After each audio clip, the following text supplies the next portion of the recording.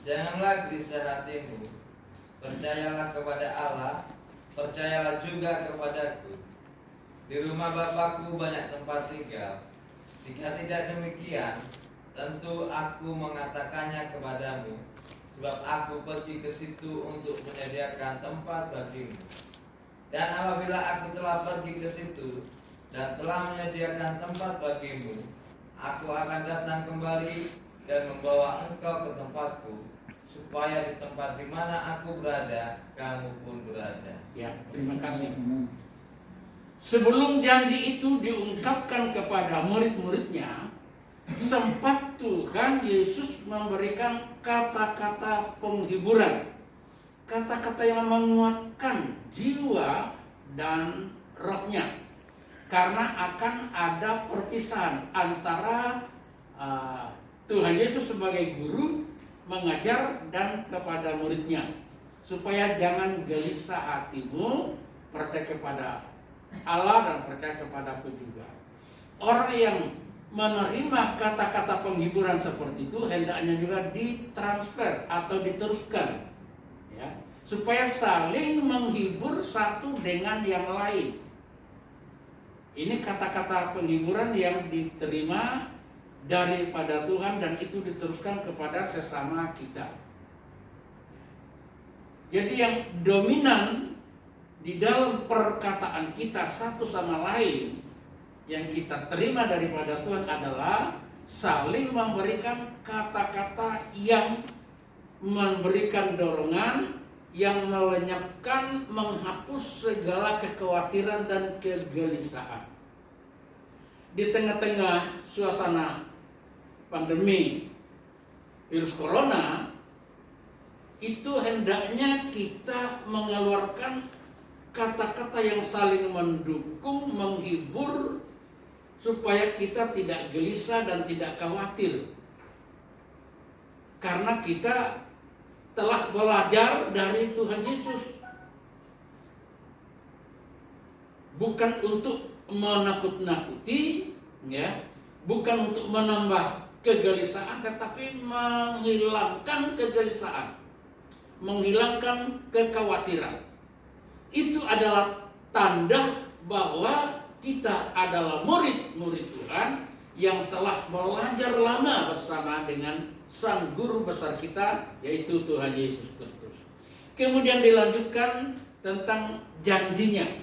Itu aku akan pergi kepada Bapa dan menyediakan tempat bagimu. Apabila aku sudah menyediakan, maka aku akan kembali untuk mengambil kamu dan membawa kamu di mana aku berada, kamu juga berada.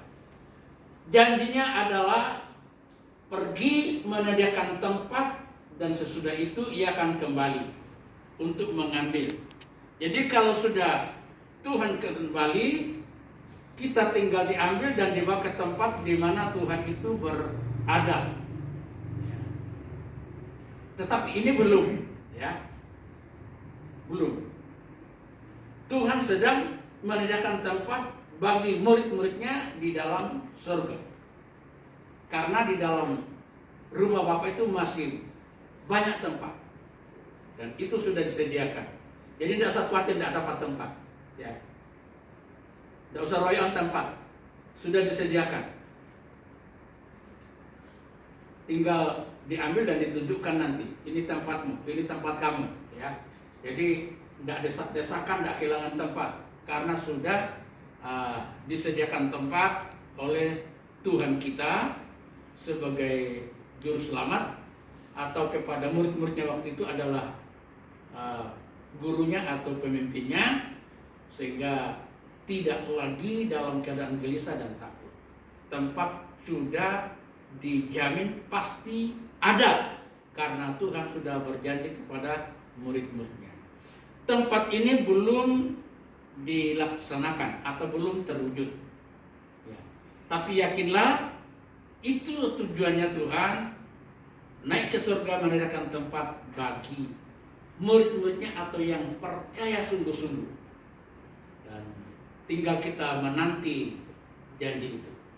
Janji yang kedua, yaitu di dalam Yohanes 14 ayat 26. Ini janji yang kedua. Silakan. Ayat yang ke-26. Tetapi penghibur yaitu Roh Kudus yang akan diutus oleh Bapa dalam namaku, dialah yang akan mengajarkan segala sesuatu kepadamu dan akan mengingatkan kamu akan semua yang telah kukatakan kepadamu. Amin.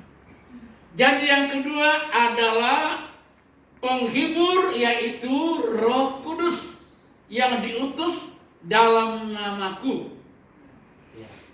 Roh yang diutus di dalam nama Tuhan Yesus Kristus. Kita jangan keliru. Roh yang mana ini? Karena di dalam dunia ini banyak roh. Ya.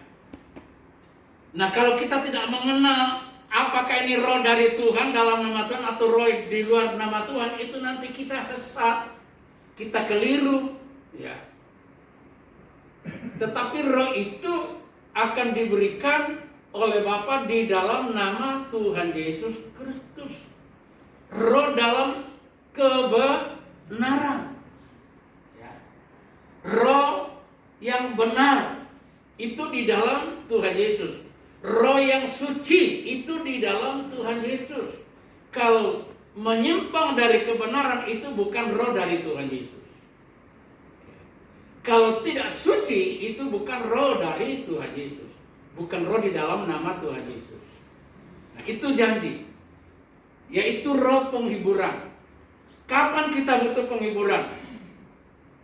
Penghiburan itu kita butuhkan ketika kita masih di dunia. Untuk mengimbangi problema. Untuk mengimbangi kesusahan. Untuk mengimbangi tekanan-tekanan. Kita butuh sekali kita masih ada di dunia. Makanya akan dikirim itu roh penghiburan di dalam nama Tuhan Yesus. Orang kalau sudah masuk surga tidak perlu dihibur lagi. Ya. Kita butuh roh penghiburan ketika kita masih ada di dunia ini. Jadi orang yang sudah memiliki roh penghiburan, maka orang itu di atasnya problema, di atasnya persoalan. Kalau belum ada roh penghiburan, maka belum menerima janji Tuhan. Janji yang kedua, maka ia akan dibawa atau ditekan dengan problem. Tidak ada kemenangan di situ. Kalau itu sudah ada, janji itu sudah dikirim dan itu diterima, maka ciri-cirinya adalah selalu berpikir positif, kudus, suci, berkata-kata benar, dan bertingkah pola benar. Itu ciri-cirinya. Jadi tidak ikut-ikutan ya, yang tidak benar. Karena sudah menerima janji Tuhan, yaitu roh penghiburan, roh kebenaran. Tidak ikut-ikutan. Itu wujud, ya, itu tanda-tanda bahwa orang ini atau kita sudah menerima roh penghiburan yang dikerjakan dengan Roh Kudus. Ini janji yang kedua. Dan janji yang pertama belum terlaksana ya. Tunggu Tuhan datang. Tetapi janji yang kedua ini, setelah Tuhan naik ke surga, maka akan diganti, Bapa mengirim Roh Kudus, yaitu roh penghiburan. Jadi itu gantinya. Jadi sekarang ini zaman Tuhan Yesus sudah naik ke surga, peranan Roh Kudus itu akan mengembali pimpinan di dalam dunia ini. Itu zaman pekerjaan Roh Kudus. Hari-hari sesudah Tuhan Yesus naik ke surga. Itu kita butuh. Sehingga di dalam peran Roh Kudus atau zaman Roh Kudus, kita juga perlu memuliakan Roh Kudus, karena dia juga akan memimpin dan menolong kita selagi kita hidup di dunia. Gereja yang dipimpin dengan Roh Kudus atau sudah menerima lawatan Roh Kudus, maka gereja itu akan hidup di dalam kebenaran. himpunan orang percaya itu akan hidup di dalam kekudusan. Itu lawatan, ya. Roh Kudus telah turun. Sehingga tidak lagi hidup mengikuti cara-cara dunia, ya, nafsu duniawi, tetapi sudah mengikuti cara-cara Tuhan di dalam konteks kebenaran. Ini janji yang kedua tentang Roh Kudus, yaitu Roh Penghibur. Kemudian menanti, itu janji ya. Sekarang saatnya untuk menanti itu, menantikan janji yang kedua, yaitu Roh Kudus akan turun, diutus oleh Bapakku, kata Tuhan Yesus. Kisah Rasul pasal 1 ayat 8.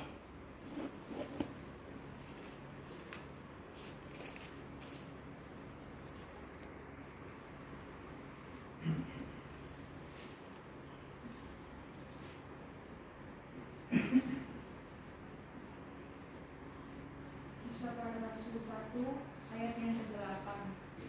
Tetapi kamu akan menerima kuasa kalau Roh Kudus turun ke atas kamu, dan kamu akan menjadi saksiku di Yerusalem dan di seluruh Yudea dan Samaria dan sampai ke ujung bumi. Kalau kuasa Roh Kudus itu turun, murid-murid itu akan menjadi saksi di Yerusalem, di Samaria dan sampai ke ujung bumi. Itu menjadi saksi. Jadi janji itu sudah diterima, ya, sudah menanti, kemudian diterima. Kamu akan menerima kuasa. Orang yang menerima kuasa itu akan berani menjadi saksi di Yerusalem dulu, di lingkungannya dulu, ya, di lokal. Jangan menjadi saksi di luar. Di kita di Bengkulu, lingkungan kita di Bengkulu, tapi saksinya menjadi saksi di daerah lain. Ini kan tahap, ya, di lingkungan dulu Yerusalem. Kemudian melangkah lagi, merambat lagi ke daerah lain, yaitu Samaria. Sesudah Samaria, lalu menjadi saksi lagi sampai kemana? Di luar Samaria, atau disebut di seluruh dunia atau ujung bumi. Jadi bertahap.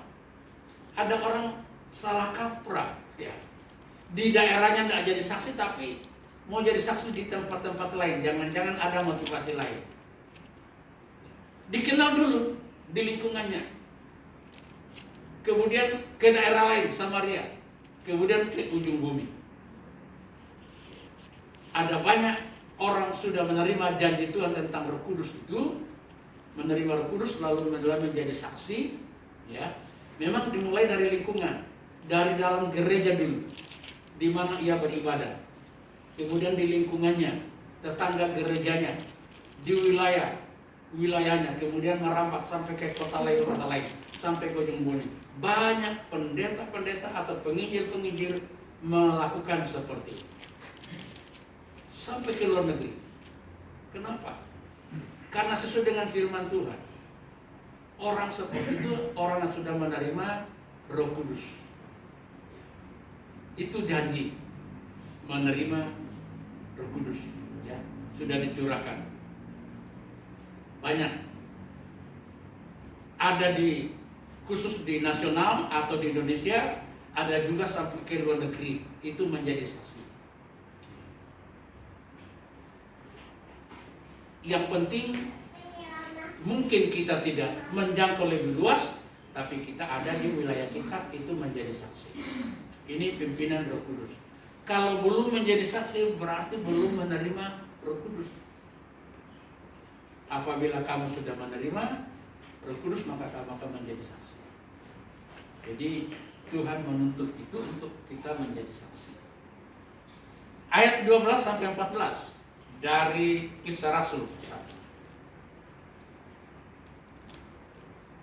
Ayat 12 sampai 14. Ayat yang ke-12 sampai 14. Maka kembalilah rasul-rasul itu ke Yerusalem dari bukit yang disebut Bukit Zaitun, yang hanya seperjalanan Sabat jauhnya dari Yerusalem. Setelah mereka tiba di kota, naiklah mereka ke ruang atas tempat mereka menumpang. Mereka itu ialah Petrus dan Yohanes, Yakobus dan Andreas, Filipus dan Thomas, Bartolomeus dan Matius, Yakobus bin Alfeus, dan Simon orang Selot, dan Yudas bin Yakobus. Mereka semua bertekun dengan sehati dalam doa bersama-sama dengan beberapa perempuan serta Maria ibu Yesus dan dengan saudara-saudara Yesus. Ya. Setelah murid-muridnya mendengar bahwa kamu akan menerima Roh Kudus apabila Roh Kudus turun ke atasmu, lalu kamu menjadi saksi di Yerusalem, Samaria dan sampai ke ujung bumi. Setelah mereka mendengar itu, lalu mereka sehati sejua sepakat untuk tinggal di satu tempat. Mereka mengadakan persekutuan doa, bertekun bersama-sama di dalam doa. Tidak hanya dengan pria saja, tetapi juga beberapa perempuan juga ambil bagian di dalam bertekun berdoa bersama-sama. Jadi berdoa itu tidak hanya tugasnya seorang pria atau orang laki-laki, tapi juga berdoa juga adalah orang-orang perempuan juga. Karena orang perempuan juga menjadi saksi. Ya. Murid-murid Tuhan juga. Dan tidak hanya dengan pria saja yang menjadi saksi kemana-mana. Wanita-wanita juga banyak yang dipakai Tuhan untuk menjadi saksi, mengabarkan Injil kemana-mana. Ya. Dipakai Tuhan juga dalam kesembuhan, dipakai Tuhan juga dalam menyampaikan firman Tuhan, dipakai Tuhan juga untuk bersaksi ke orang-orang yang belum kenal Tuhan. Itu juga adalah wanita-wanita. Dan wanita-wanita yang menjadi saksi itu berani memberitakan ini adalah orang-orang yang mengawali diri dulu dengan tekun di dalam berdoa bersama-sama. Kembali ke Yerusalem, berdoa bersama-sama. Ini janji Tuhan. Jadi ketika Tuhan sudah naik ke surga, maka yang dikerjakan dengan jemaat yang terdiri dari laki-laki dan perempuan adalah bertekun di dalam doa untuk menantikan pencurahan Roh Kudus melengkapi gerejanya untuk menjadi saksi di mana-mana pun mereka berada, kemanapun mereka pergi, sudah dimodali, sudah diperkuat dengan kekuatan kuasa Roh Kudus. Perlu meningkat di dalam doa. Sebab itu lewat firman Allah sore hari ini kita diajari, ayo kita mau meningkat dalam doa bersama-sama. Ya. Bangkit berdoa. Kalau tidak berdoa tidak menerima janji Tuhan, tidak menerima Roh Kudus. Kalau tidak dipimpin Roh Kudus tidak menjadi saksi, tidak menjadi alat Tuhan kalau tidak dipimpin dengan Roh Kudus. Bisa-bisa diperalat dengan iblis kalau tidak dipimpin dengan Roh Kudus. Kenapa? Karena tidak bertekun di dalam doa. Jadi memperoleh janji Tuhan tentang Roh Kudus itu kita terima dengan bertekun di dalam berdoa. Jangan keliru, ya. Jangan kita salah. Kalau kita tidak bertekun di dalam doa dan sehati, ya, perhatikan beberapa murid-murid dan wanita-wanita juga, mereka bertekun dengan sehati di dalam doa. Jadi perlu sehati, tidak perlu saling berselisih satu dengan yang lain. Ya, jangan melihat kekurangannya satu dengan yang lain, lihat kelebihannya supaya kita sehati. Kalau lihat kekurangannya tidak cocok, waduh, nanti tidak sehati. Ya, tapi lihatlah kelebihannya. Mari kita ajak. Mari kita bawa diri, mengajak diri untuk mau bertekun di dalam berdoa. Kalau tidak dipimpin Roh Kudus, kita tidak kuat. Kita tidak ada saksi kalau tidak dipimpin Roh Kudus. Kapan kita dipimpin Roh Kudus? Ketika kita sudah mulai tenggelam di dalam persekutuan doa dengan sehati, sejiwa. Ada satu gereja di Ngunut, sudah meninggal pendetanya, namanya Pendeta Ajaib. Gereja itu jam 4 pagi sudah dibuka pintunya, nyalakan lampunya remang-remang, kemudian jemaat itu datang setiap hari, setiap pagi itu berdoa. Tanpa dikomando jam sekian, pokoknya dibuka pintu gereja itu jam 4 pagi. Jemaat sudah datang berdoa. Dan lampunya itu hanya remang-remang, jadi zaman dulu kalau berdoa itu berlutut. Kita tidak melingkar seperti doa pagi kita. Ya. Zaman dulu itu kalau berdoa itu disediakan tikar kecil, kemudian taruh di pintu masuk, mereka datang ambil tikar satu-satu, kemudian berlutut. Jadi suara itu seperti suara tawon, suara penyembah. Mereka berlutut dan berdoa. Jadi mereka itu berseru, ya, menyembah kepada Tuhan.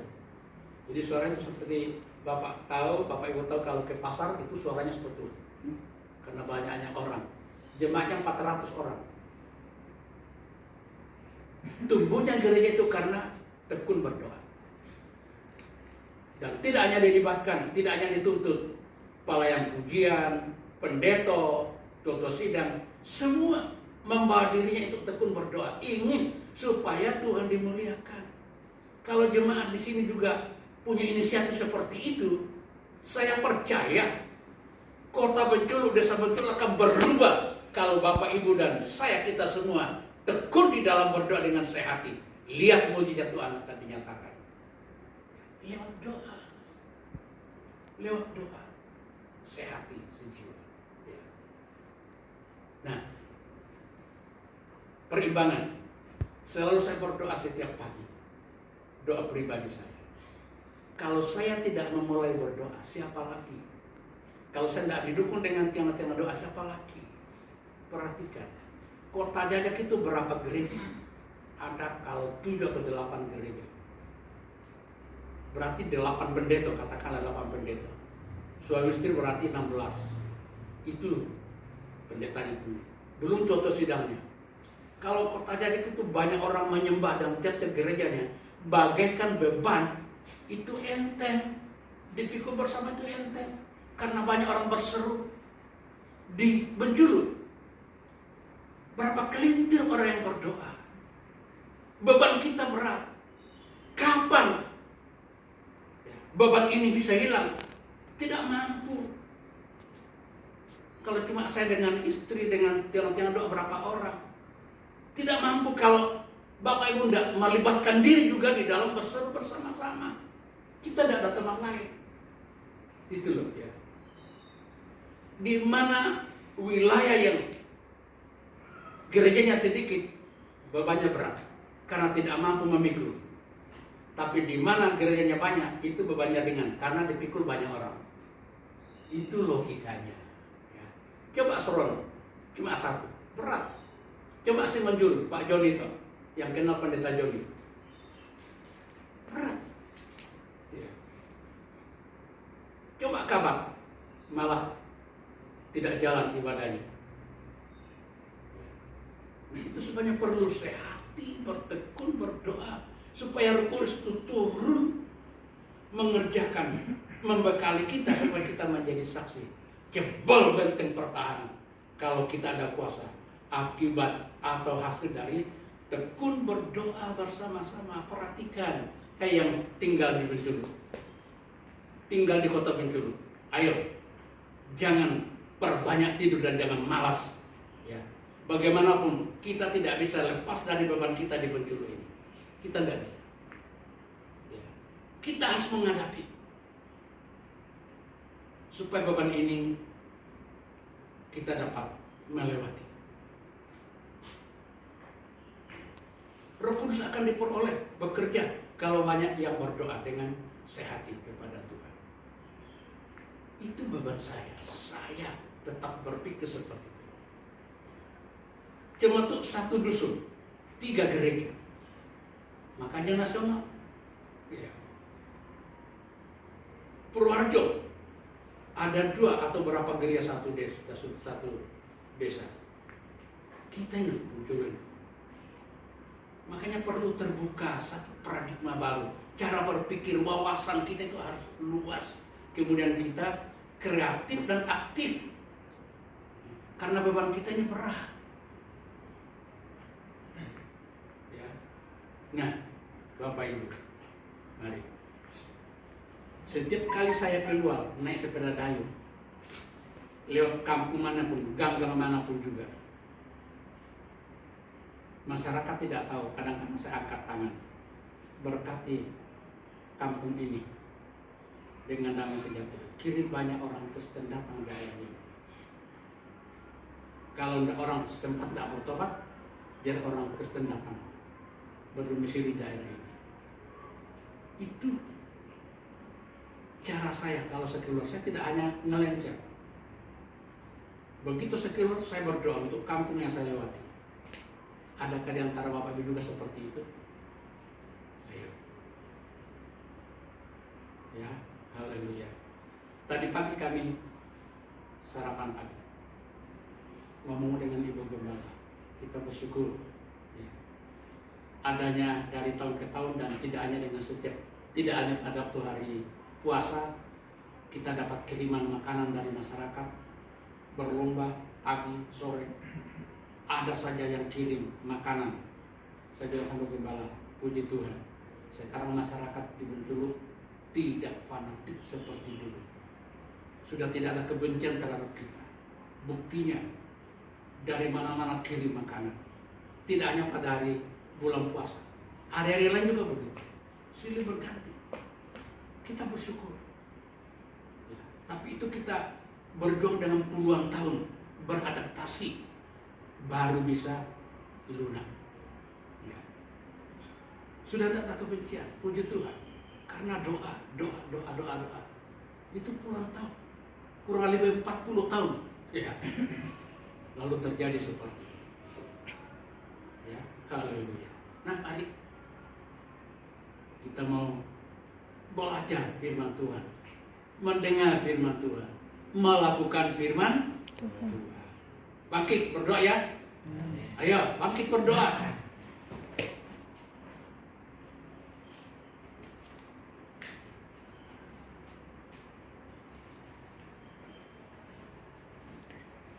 Menerima janji Tuhan. Itu tadi menanti dengan berdoa, bertekun, sehati. Sekarang pasal 2. Kisah Rasul pasal 2 ayat 1 sampai 4. Sekarang menerima janji Tuhan. Bukti. Kisah Rasul 2 ayat 1 sampai 4. Kisah Para Rasul 2 ayat yang 1 sampai 4. Ketika 3 hari Pentakosta, semua orang percaya berkumpul di satu tempat. Tiba-tiba turunlah dari langit suatu bunyi seperti tiupan angin keras yang memenuhi seluruh rumah di mana mereka duduk. Dan tampaklah pada mereka lidah-lidah seperti